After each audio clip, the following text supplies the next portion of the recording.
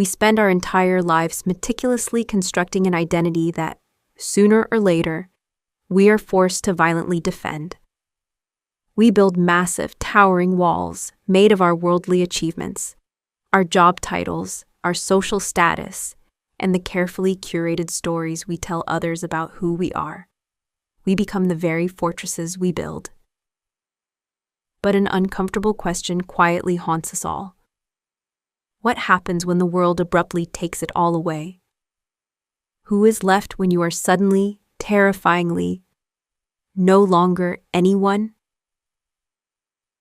Curiously, one of the most profound answers to this universal existential dread doesn't come from the pages of a dusty philosophical tome or the teachings of a secluded monastery. It comes from a quiet, almost entirely silent scene in Ridley Scott's Gladiator.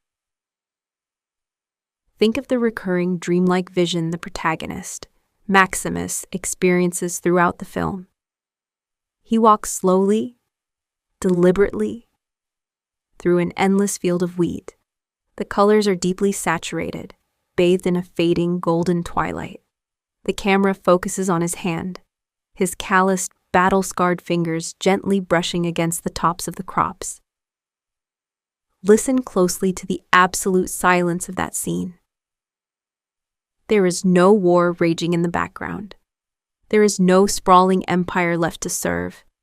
There is no burning desire for revenge in his eyes. There is only the soft rustling of the wind and the raw, unmediated feeling of the earth.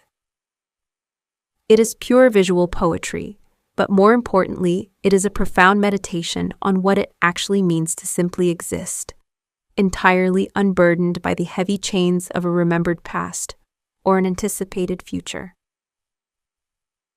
To truly understand the crushing weight of this peaceful moment, we have to look at the man before his catastrophic fall, before he became a nameless slave, fighting for his survival in the bloody dirt of the arena. Maximus Decimus Meridius was the most respected general in the entire Roman Empire. He was a man whose very name carried the terrifying weight of legions.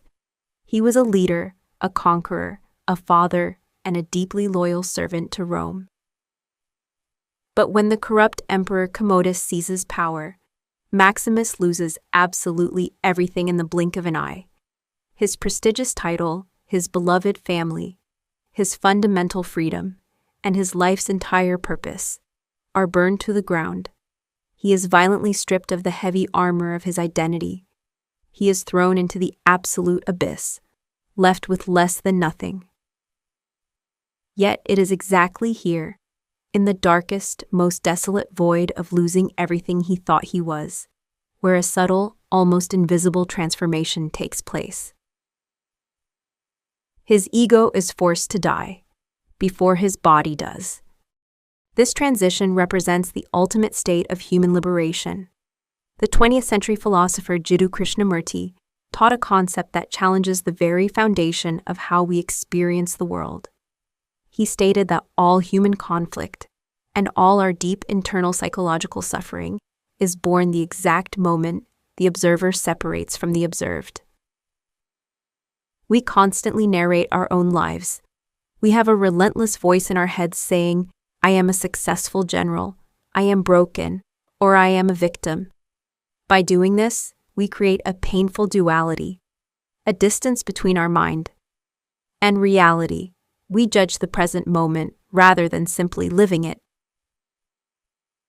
But in that quiet field of wheat, Maximus bridges the gap. He perfectly embodies the fundamental Buddhist concept of Anatta, often translated as non-self. Anatta teaches that there is no permanent, unchanging core to our identity. The self is merely a temporary illusion created by our attachments. In that golden vision, Maximus is not the mighty commander of the Felix legions. He is not the famous, blood-soaked gladiator of the Colosseum. He isn't even a broken father mourning his tragic past. He is just a man, touching the wheat. He is the movement. He is the physical sensation. By dropping the exhausting illusion of his ego, Maximus finds a profound, untouchable peace, that no military victory or worldly conquest could ever provide. The mask shatters, the ego dissolves, and only the pure, unfiltered, non-dual experience of the present remains. We may not be fighting for our physical lives against tigers and swordsmen in the Colosseum, but our modern minds are often violently chaotic arenas of their own. Today we define ourselves almost exclusively by our external labels, our job titles, our academic degrees, our bank accounts, our follower counts. We walk around every single day wearing heavy Roman armor made entirely of other people's expectations. Eastern philosophy teaches us a difficult, liberating truth about these labels. They are part of Maya, the illusion of the material world. They are useful tools for navigating human society, but they are not you.